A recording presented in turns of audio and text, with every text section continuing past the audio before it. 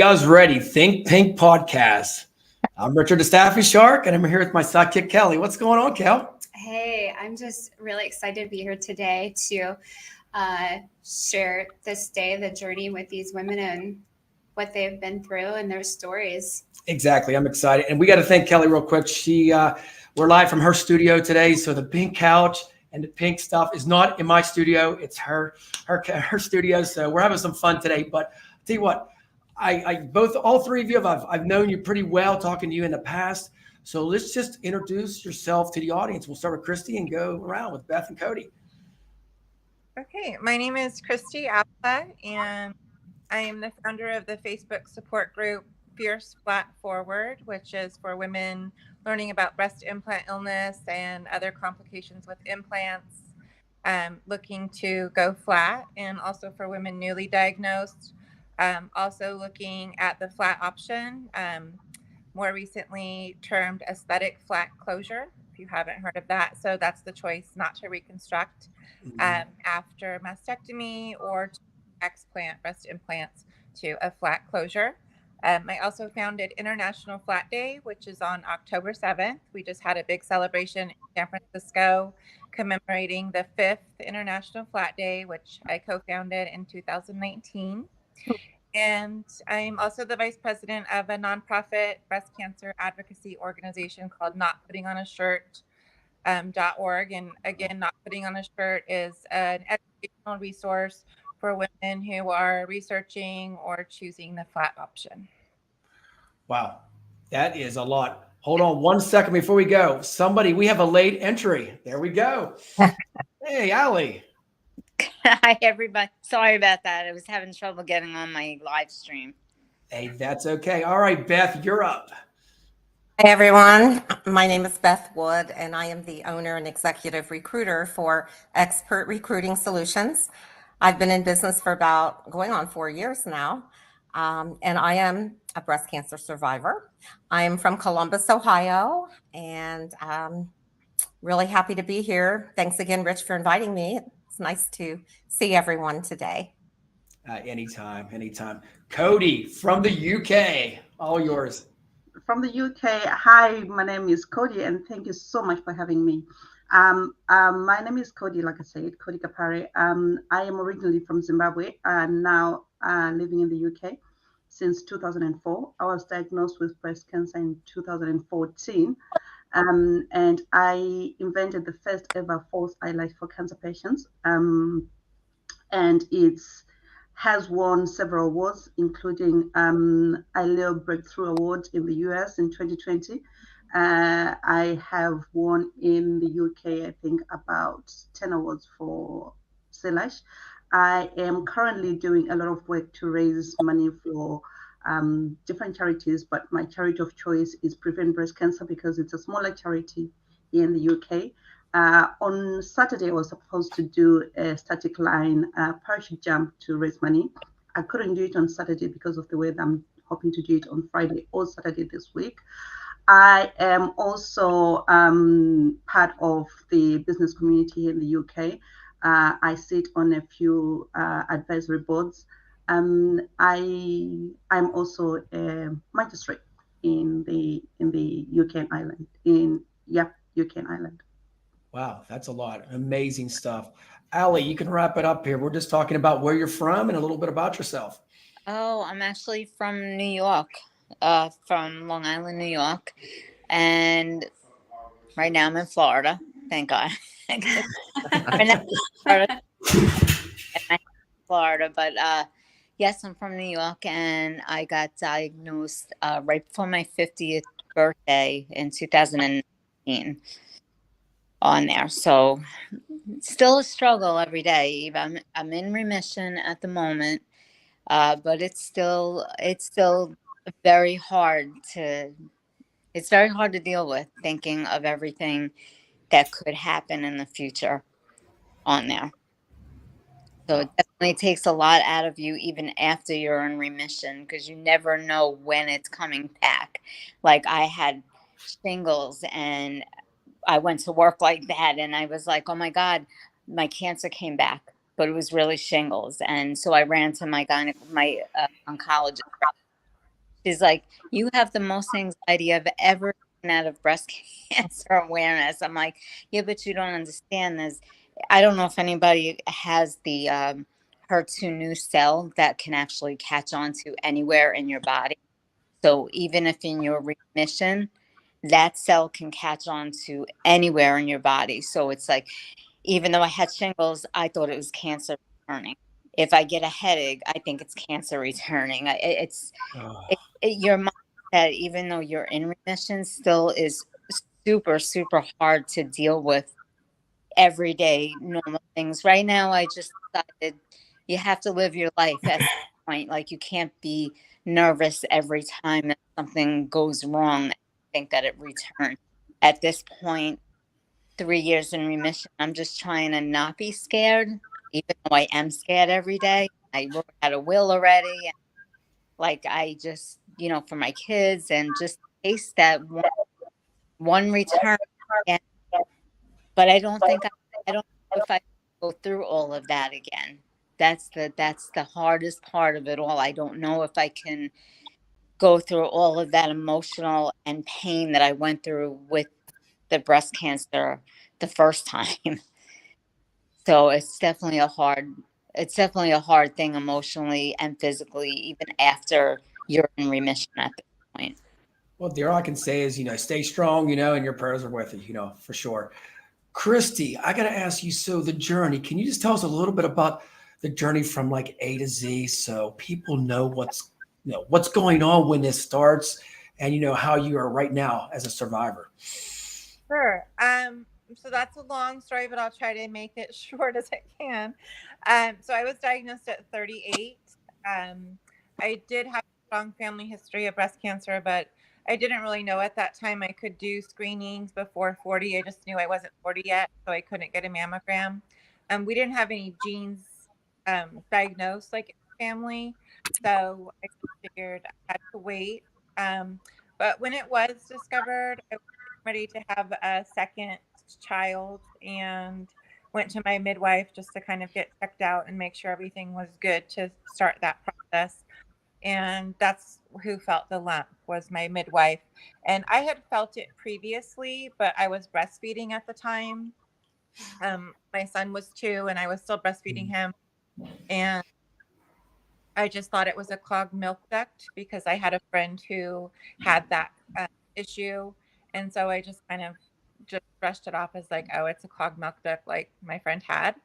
And then, so it wasn't until the midwife felt it, sent me to a mammogram. At that same appointment, I was sent to an ultrasound. Then the radiologist came in and felt the cancer had spread to my lymph node. So the lymph node under my armpit was pretty enlarged. And so I had 10 lymph nodes affected, which was discovered in my surgery. So I ended up being diagnosed stage 3C. That was in 2013. And I just really relate to what she was just sharing about that fear of it coming back, especially being diagnosed 3C. Had so much anxiety post treatment, and like she was explaining, like every headache or every weird feeling was just the terror of the breast cancer returning and having to go back into treatment, all of that. So I would say carried a lot of anxiety for many years. When I got to past the 4 or 5 year mark, which my oncologist said, let's just get there, because if you're likely to recur, it's more likely to happen in that first 4 to 5 years. So let's just get there. So we got there. And then I think I kind of started to feel a little bit more at ease, like that I'd made it past that. It probably wasn't until the 7-year mark that I was really settled into the idea that I was okay. And that's when we discovered a recurrence, and that my breast cancer had spread to my lungs.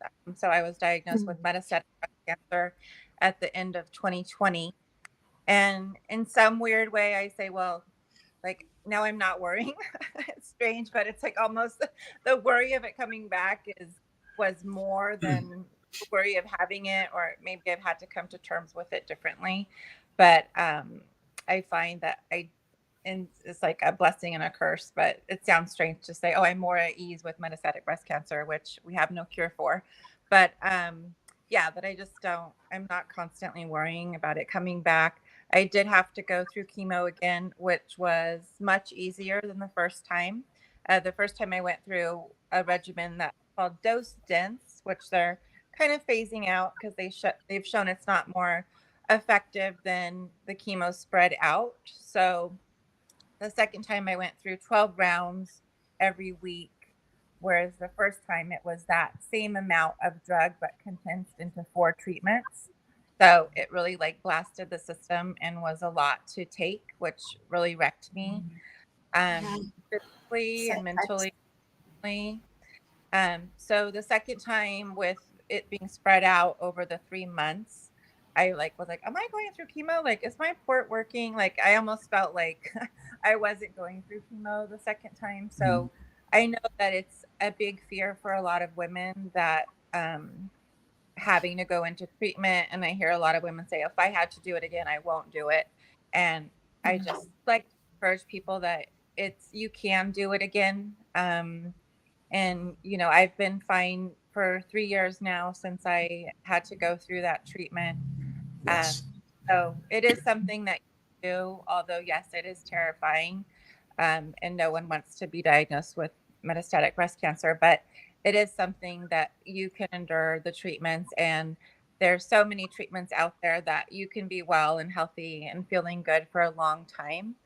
So as terrifying as it is, I would just say don't take it as a death sentence. If that happens to you, that women are living for 10 years and longer now with metastatic breast cancer based on all the various treatments they have out there. So just stay hopeful and get into that unfortunate situation.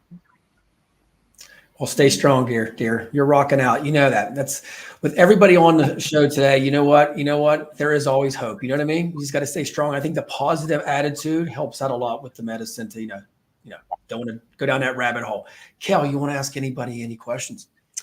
Well, so as being a hairstylist, I've been part of several programs here in Morgantown. There was a program called the Look Good, Feel Better.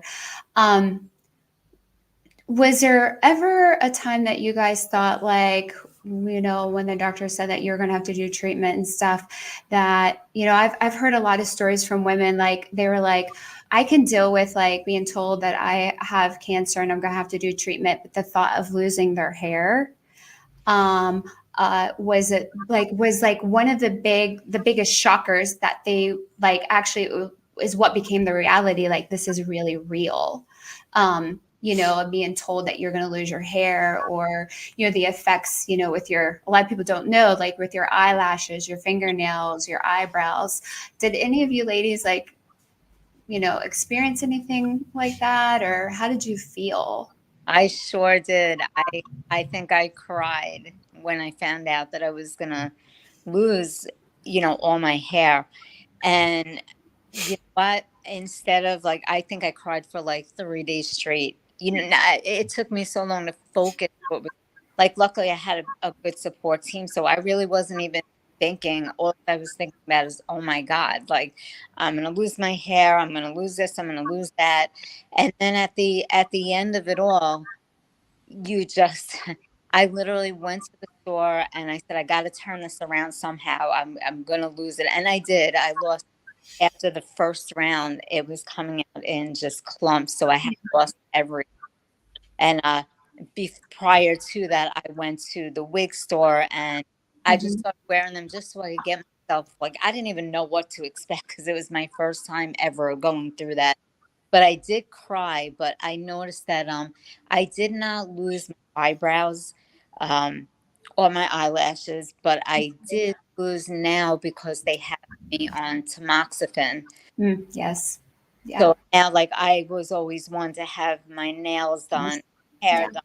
It just devastated me. And now, 3 years later, I can't have nails because the just it definitely takes an effect emotionally on what you look like. I still today get dressed in the dark because I don't want to look at myself. Like, Oh, still get dressed. My boyfriend will come in and say, "Why is the light off?" And I'll be like, "I don't want to look at myself. It's just something that I've, been through." And they're like, "But you look beautiful. You can't tell." No, maybe to you, not me. It just takes a lot of emotion, but in yeah. the up part of it, in the up part of things, you get to play with a lot of different ways, and you get to be Yes. somebody you didn't even know. Right. What personality am I going to be today? Right. I'm going to be a redhead, blonde. And to add to that, I want to, share a little positive twist. I didn't do this technique, but if you're diagnosed with breast cancer and you have the fear of losing your hair because of chemotherapy, you don't have to, because there is a way they can preserve your hair. It's called a cold cap. Yes. I don't know if you've heard of it, Yes. Kelly, but it is something Yes. that you can wear as chemotherapy is being administered to you, and Right. it actually preserves your hair from falling out. It Yes. has something to do with the roots. I don't know all the scientific reasons behind how it keeps your hair in place, but I had some friends that I met, during chemotherapy when I was at the center getting mine over time, and they had taken advantage of this opportunity, and their hair was absolutely beautiful. None of it fell out. And Yeah. I don't know, I can't speak to the hair on the other parts of the body, because we didn't discuss that. But I know in my experience, of course, I lost all my hair as well, Yeah. which I is mean, a given with chemo. However, I kept my hair in most places. I didn't have eyebrows for a while, had to draw them on, and they barely came back, just to let you know. But I mean, obviously, this is my real hair. But so it did grow back. And the funny part was when I went to get my wig, they picked one out that looked exactly like my hair. Same color, same style. So it wasn't as traumatic for me, I guess. I mean, so there for a while, I wore scarves around my head. It was winter time, so I didn't want to go out bald, in the winter. Yeah. So I wore something on my head until my wig was made and I was able to wear it. But it came back within a year, and but it is traumatic at first. But to know you have that option of keeping your hair, that might be something that if you have to have chemotherapy, you might want to look into. Gotcha. Cody, what was your experience, dear? Mine was, I think for me, I was mentally prepared to lose my hair. I did have a funeral for my hair. I shaved one side of my hair, dyed the rest of it blue. I went to town with it. I'd always been very conservative with my hairstyles, and I literally knew it was gonna go. So everything that I'd ever want to do with my hair, I did it before I lost it. But what happened was the day that I was diagnosed, I was diagnosed at 3. I was told the news at 3 in the afternoon. And I remember I had an interview at 6 that very day because I wanted to go to law school. And I went after that. I kind of got the news, put it in a little box, put it somewhere inside my head. I'd always wanted to be a lawyer, so I went to this law interview, and I managed to get in. And I started my part-time. I was working full-time. I could never work part-time because I was a single mom looking after 2 boys. So for me, when my hair fell out, like I said, I had made peace with that. What made me hit the wall was when my lashes and my eyebrows fell out. Because when you're watching movies, you see people, they shave their heads, but they never shave their eyebrows and lashes. So nobody told me that my eyebrows and my lashes were gonna fall out, all the hair on my body. So that was kind of the point where I started to struggle, really struggled. And that's what started my CLAS journey, because for me, I started this thing. I hit rock bottom, literally wouldn't get out of bed, refused to take a shower, forgot to pick up my kids from school. And I started this thing to get myself back. I started this thing that I called Lipstick and Heels. And my game plan was to get up in the morning, take a shower, put makeup on, and try and look as normal as possible. And that included wearing a wig, having eyebrows on. That's why then when I tried to wear false lashes, I realized I couldn't wear false lashes without my own lashes because they Right. couldn't, I didn't have anything to hold on to the lashes. That's how the sea lash journey started, because for me, looking as good as possible, I didn't want to look, I didn't want a new face. Even the lashes that I made, sea lash, they look as natural. You wouldn't know that I'm wearing false lashes. I just wanted my face back. And for me, that journey started I actually went and I wrote this piece called Learning to Dance in the Rain, because I wasn't going to wait for the storm to pass. That was what started my journey to say, do you know what? There is a life after cancer, and I'm going to focus on that day when that life starts, and I'm going to prepare for it.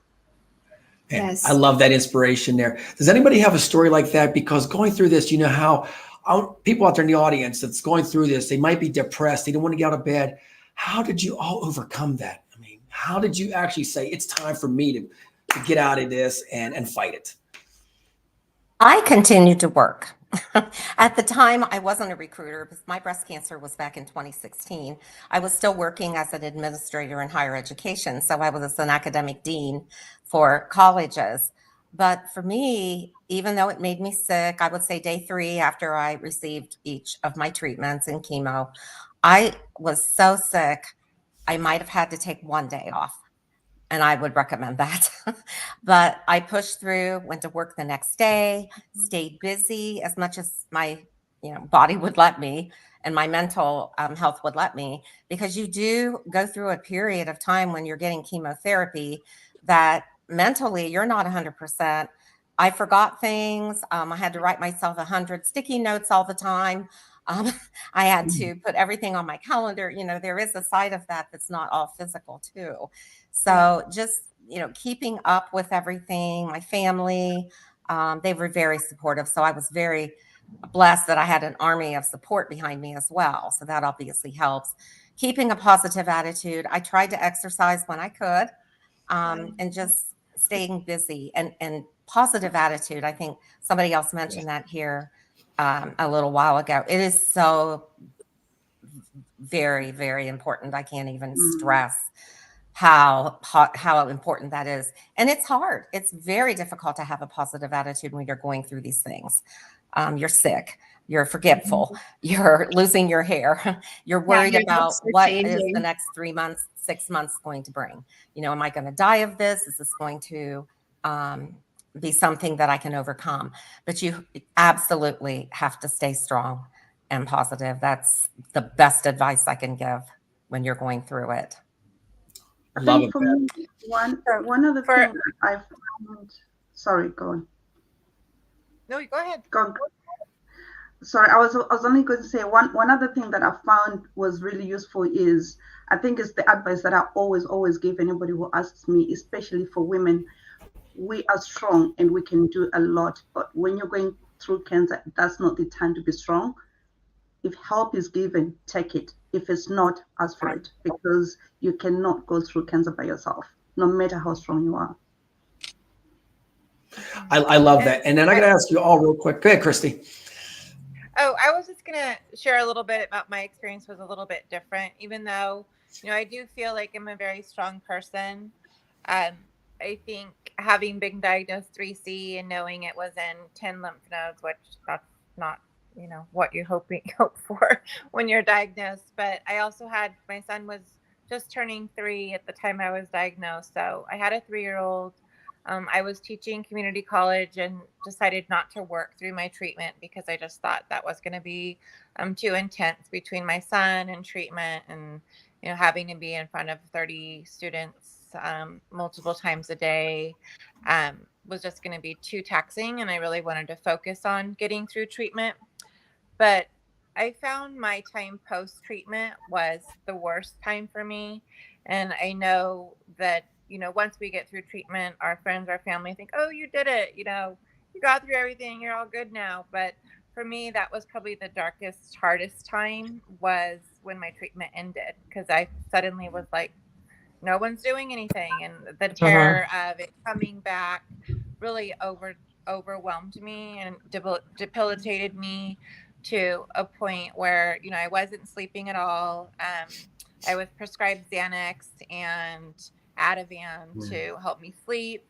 And I think that really set me on a downward spiral.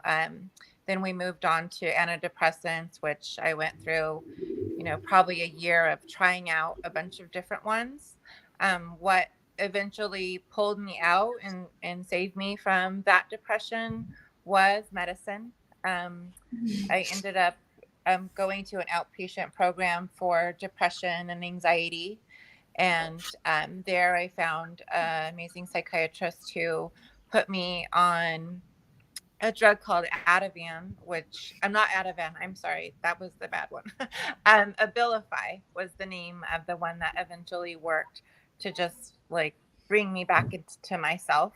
And it was, you know, even after that, a journey of, you know, probably a couple years to really deal with that anxiety and to have it not be something that was like constantly in the back of my mind. So, whereas I think, yes, you know, being positive and having a positive attitude is important. Sometimes the chemo and all the drugs we get can really affect us and affect our brain chemistry. So I would say it's really important if you are in a dark place, a depressive place, that you aren't wanting to get out of bed, you're, you know, terrified all the time. Really don't shy away. I know there is, you know, still a lot of stigma around mental health issues and medications, but know that that might be what you need, and it might just likely be a temporary thing just to help get you through and until you're on the other side. So I encourage everyone to, if you one, get a counselor. I did have a counselor through all that, which was very helpful. But counseling, being open to the possibility that maybe medicine could help you through this rough patch. And there's a lot of support groups out there. I don't know if any of you ladies had attended any, like, you know, for me here in Morgantown, like I said, I volunteered for American Cancer Society. And for 12 years, I taught a program called Look Good, Feel Better. And what a perfect title. Like, you know, we know as women on our daily, like our hair, our nails, like when we look good, we feel better, you know?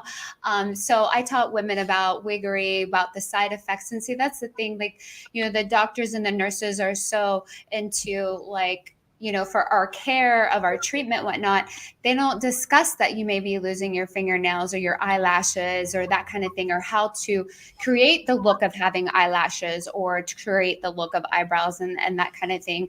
And they also had other programs, other support programs. But for me, teaching the Look Good, Feel Better program, these women, you know, they could be from the age of 18 to the age of 80. And like, they all got to share their stories and whether they were starting their treatment or at the end of the treatment. But, you know, somebody may be starting and somebody may be ending their treatment, or has, you know, have already finished it, you know, 5 years ago. And then they could say, look, my hair grew back. Like, you can get through this. You can do this. So did you guys, other than Christy, did anybody else do any other support groups or attend anything like that? I do them actually online. I do them in like the breast cancer support groups online. I've like, there's a couple of women from here that I met, and then we were online together. So you're able to, you know, it's a non-judgment. Anything that you have, you could go into that support group, and, you know, we share even down to the hair, like even down to, you know, found a nice extension, or we found the halo is a brand new thing that came out, which your hair's growing back, or, you know, if anybody is scared or and needs a hug, you know, because, you know, it's just so much to go through, and people don't really want to go through afterwards. So that support group online through Facebook is a support group. I'm on that one on there, but there's all different on through Facebook, or they're all, but they really do help. I love it, Allie. That's how I found you on Facebook. You know that, in the group there. Yes. So it works for everybody, I think. One thing I got to ask you all, like mentorship, like, you know, we talked about that briefly, but like, are you all ever mentoring anybody else that's going through this, maybe on their early stages, to coach them through this? Actually had joined, I can't do it anymore because I'm just so busy, but it's about 2 years after I was in remission, which was about a year ago when I hit my 5-year mark, a couple of years ago, actually. I was with a support group with Ohio State University, who is where I got my treatment from, and where I see my oncologist every 6 months and get a mammogram every year, by the way. And I worked with ladies who, and men, there were some men too, and they can get breast cancer too, that came to the support group. And I talked about my experience. I talked about family support, how vital that is, to work with your loved one, try to keep them upbeat, what to expect. I mean, there was just a whole world of things. We met weekly at Ohio State, and it was a wonderful experience for the participants, but it also was so gratifying for me because I was able to not only share my experience, but tell them things that they didn't know was going to happen. Like I heard mentioned here, you didn't know that your eyebrows were going to fall out or your eyelashes, right? Right. Anybody ever says is your hair is going to fall out. I didn't know about your skin or your nails. So I think that gave them an opportunity to understand what to expect. Because that's half the battle, right? Is knowing what you're going to be going through. And then, of course, the other half of the battle is getting through it with your support system. So I was unable to continue that. And I felt bad about that. But I'm always a phone call away. I told them an email away. And there's been times, because I'm still, I guess, considered on call as a volunteer for them, where I've gotten some phone calls or emails, and I'm still able to help people, but just not on a regular basis. So I encourage anybody to get into something like that if your facilities offer that resource. That's amazing. I can ask you all here, so anybody can jump into this, is what age, like, okay, you're a young girl, what age should you start getting checked and all that? Is there, because there's so many different things out there, does anybody have any recommendations or advice for that? I would say personally, from personal experience and from talking to people, the younger you start, the better, because your breasts change and you need to know what's normal and what's not. And the younger you start, the more you get to know your own breasts. So you're more likely to know what's no. I found my own because I came out of the shower, passed my hand over my breast, and something felt off. And because I'd always kind of in the back of my mind, I'd been taught growing up to check my breasts. It was instant. I instantly knew that this was not normal to me. So I would say for me, the earlier you start, I think we should be teaching our teenage daughters to check their breasts, because we know that breast cancer is more common in older women, but it's not unheard of. We do have Teenage Breast Cancer Society where you have younger teens, but the more you know what your breast feels like, the more you're able to tell when something is off. Absolutely. Yeah, and I think that it's really important that, yes, to encourage younger women. More and more young women are being diagnosed in their 20s, early 20s. Yes. We're definitely seeing that increase as far as younger women. So I think the manual exams and encouraging that to start in the teenage years is really important. But another thing that's really important is, the still the age for mammograms is 40. So there is a push to get that reduced to age 30 to start offering mammograms. But right now it is still a fight with insurance companies who don't offer mammograms until 40, at least in the US, unless you have and can prove a family history, then they can make an exception for you. And just real quick, I wanted to go back to the mentoring thing.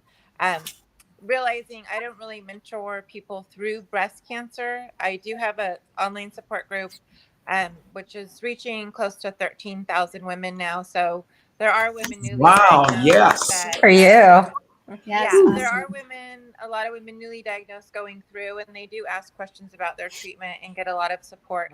But as far as one-on-one mentoring for me, it's more mentoring women through explant surgery. So maybe they're feeling they might be having symptoms of breast implant illness, but very hesitant to go without breasts.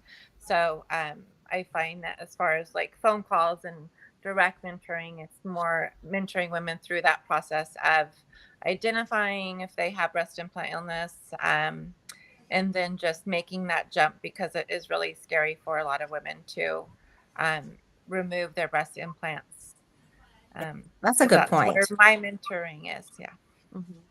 So I wanted to add to what Christy said. She hit on a very important detail. Family history is something that, every time you go to a physician, you have to write down your family history. Well, in breast cancer, it is absolutely important. If you have a family history of breast cancer, particularly if it's in your immediate family, your mother, your sisters.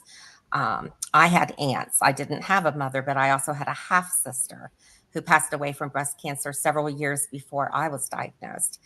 And I didn't, nobody knows who's going to get cancer, but you're right. You've got to start knowing your breast, as Cody said.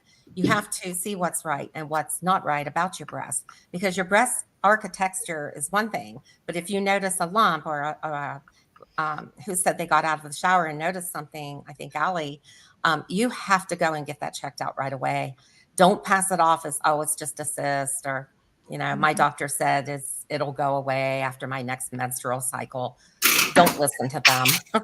Go to your PCP, get checked out and make sure. But family history, you definitely want to start getting mammograms as early as 30 and knowing your breasts in the 20s. Absolutely. My daughters were both in their early 30s when I got breast cancer.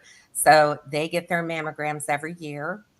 Despite the fact that I tested negative for the gene that would be passed on, which is a good thing. I'm glad I tested negative, but they're still very vigilant about doing their breast exams about 2 weeks after your period, ladies, because a lot of times you can have cysts that you feel during your menstrual cycle. So you definitely want to wait at least 2 weeks after. Every month, do your breast exams. That's how I found mine. I had a chest x-ray for another condition that I had experienced, not cancer, about 6 months before I found my actual cancerous tumor. My chest x-ray showed a shadow, but no one did anything about it. Wow. Right?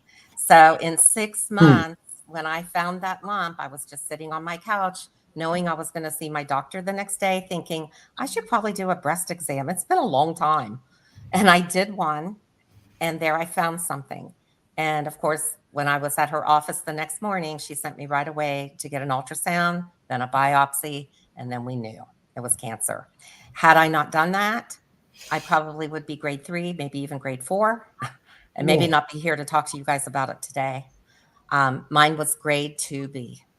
So stage 2B, I misspoke, but enough to have to go through chemotherapy for 6 months and another 21 days of radiation. Fortunately, I did not have to experience a mastectomy, and very fortunately, it had not spread to my nodes. So after it was HER2 positive breast cancer, very aggressive type. It was estrogen fed. So as a result, after my lumpectomy, which was after chemo, and then following radiation for 5 years, I was on an estrogen blocker. So I have no estrogen left in my body, which is a blessing, right? Because since my tumor was estrogen fed, they took care to totally get rid of anything else that, knock on wood, would cause a tumor in the future. So I just want to make sure that that message is loud and clear, that you check your breasts every month, because if you find something, act on it. Get your mammograms, because a lot of times you can't feel anything, but something's there. Right. And if they catch it early enough, obviously that's the very best scenario. Incredible news, incredible information. I got to ask you all, is there any shout outs before we go of somebody during your journey that, like, maybe family member, doctor, somebody like that, it actually, you have so many people support, but is there somebody special that really sparked you to said the desire to fight all this? Yes, my children and my sister-in-law. She made go to every single appointment, and if I didn't want to go, I told her I wanted to give up, and she did not let me give up. Great. You keep going, and she would make sure I made it to every single doctor's appointment, and she wouldn't let me say no. I said, no, I'm not doing anything. And she would not let me miss. She would be with me through every, patient was 30 rounds, but every time I said, I want to give up, she said, you're not giving up. And my kids too, my kids were like, Mom, you're our best friend. You have to do something with it. So, yeah, she was very special. Great support. Christy, anything on your end? I would say my family and friends were very supportive. And as far as to where my breast cancer journey has led me now, obviously to flat advocacy, which I've been mentioning. And that was, I think, largely inspired by Kimberly Bowles. So I would give a shout out to her. She's the founder of notputtingonashirt.org, who I work with now. And just also to encourage women who are interested in the flat option to visit the International Flat Day page on Facebook. There's also a website at internationalflatday.org, and those are both available to the public. The Fierce Flat Forward group is private, but if you are curious about the flat option, even if you're currently reconstructed, but if you're curious about it, you are welcome to join and do research there. And that's on Facebook as well, Fierce Flat Forward. Awesome programs. Thank you so much. I tell you, Christy, you're making an impact over there. It's awesome what you do. It is. Cody. I think for me, I just wanted to shout out to a lady called Veronica Cini. So Veronica, when I first came up with the idea of Sea-Lash, I was knocking on doors and I'd never run a business before. I could not articulate my idea very well. And for someone who's never had breast cancer or cancer, they wouldn't understand what I was trying to do. Veronica was working for ILO, and I went and I said, and I gave the worst picture of my life. This lady took a chance on me, took an idea that probably would have just died in a dark room somewhere, and allowed me to bring that idea to market. And that idea is now available in so many countries. And if it wasn't for her and giving me a chance and listening to me for the worst 30 minutes of her life, I probably wouldn't have done what I've done. So yeah, shout out to Veronica. Wow. Nice. I just love everything you guys are saying, inspiring. So we're going to wrap it up real quick here, but words of wisdom. I always ask that all the time. Is there any words of wisdom any of you want to just say to anybody out there that's going through this? Don't just be inspiring. scared. Live your life. Do things that you want to do that you never thought you would do, because cancer gives you the strength that you never even knew you had.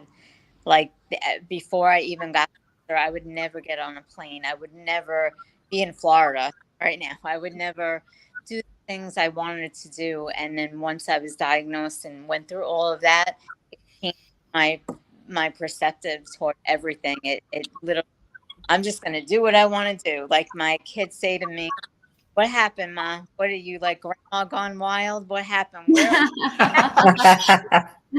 what tattoos? Why are you in different, like, why are you on vacation all the time? Or why, and I said, because you have to live your life. And unfortunately, that gave me the strength that I never knew I even had to get anything, and that's my kids are cracking up to that saying, wow, it's like you're a whole different person.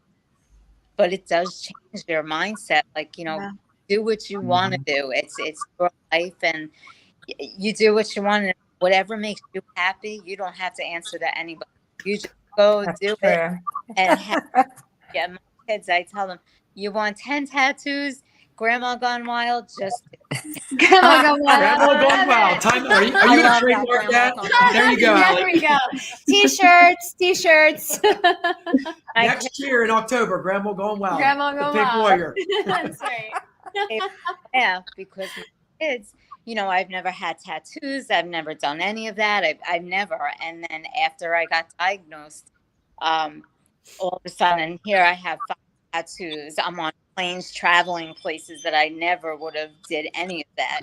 And my daughter says, hey, Mom, I'm a grandma of 4. She's like, so, Mom, she's like, when did you gone wild? She's like, so, yeah. Yeah. Keep And I that up. think, Yeah, yeah, 100%. and yeah, it's really important. I think that cancer definitely makes us appreciate life in a different way and not want to waste any time. I know that after my diagnosis and I came out of my depression, I got a convertible. I got a nose piercing, which I had always wanted. And one of my cousins was like, "Are you A having piercing. a midlife crisis?" She's like, "Are you having a midlife crisis?" And I said, "No, You I'm not guys having sound like a midlife lot of fun to crisis." hang out with. Right? But I did so too. I did the yeah, thing. BMW. They're like, "What are you doing?" I'm like, "I don't care." yeah. And so I would just say, my advice would be for people to seek a good counselor. And if you need help beyond that, to get that help. If you're not in a place to get that help for yourself, reach out to family and friends and ask them to assist you in getting the help you need. Man, Cody or Beth, any more words of wisdom? I don't know. I I think feel like I probably talk way too much, but I mean, I think, I feel really blessed. I know I've said that once before, but I do. I mean, not only because I made it through this journey, but I've had that support system 100% around me. And I guess who got me through it the most was my little granddaughter. At the time, she was only a year and a half. Now she's 8. Hard to believe. And I have 2 more that I got through cancer for, not knowing about them, right? But I guess I'm a grandma now, to 3. And he's 6, and then the baby's now 18 months. So they are the joys of my life. What also gave me the strength from cancer to do is to start my own business. I always had this entrepreneurship eating at me the whole time I worked for other people. And I never thought I could do it before cancer. And then once I got through all of that, whatever, what doesn't kill you makes you stronger, right? Right. I decided I'm going to do this. And I started basically on a shoestring. And Rich probably knows. I mean, you don't have anything when you start a new business except some little bit of capital, maybe to start a website or, whatever. And a lot of debt. I had my own office here at home. And I'll tell you, it's become, you have to work hard, but it's become very lucrative and very successful. And I don't know that I ever would have had the courage and the wisdom to start my own business if I hadn't made it through cancer. So somehow, some way, it gave me that strength. And you guys probably understand what I'm saying, who have had cancer and been through it and have survived. So it gives you a whole new lease on life, and thank God for that, right? Because it does make you want to live again, and it really makes you appreciate and not take for granted the little things, right? So I encourage everybody to keep that in mind. Words of wisdom. Just go forward. Do what you haven't done before, like Allie did. I started cruising with my husband. Cruising is life, and we've had the time of our lives doing that. We just got back from Hawaii last month and Alaska. So we've been on some really cool vacations. And had I not had that support and that medical treatment, and all of the advice from everyone around me and getting through it and in remission now, following up, I would say in the future is ultimately important as well. So here we are, right, ladies? Here we are. Cody, any final words? Yeah, I mean, like the lady said, my motto now has become, if you're not living on the edge, you're taking way too much space. So I've discovered the passion for traveling, going on holiday by myself. I've done Tough Mudder, I've done triathlons, I'm doing skydiving. I am just doing everything. The only thing that I'm scared of is fear itself. For everything else, I am the tattoos, the piercings, got it all. And I'm there it is. Behind the scenes with the glam girls. I tell you what, you guys are just rock star Cal. Anything you want to wrap it up with?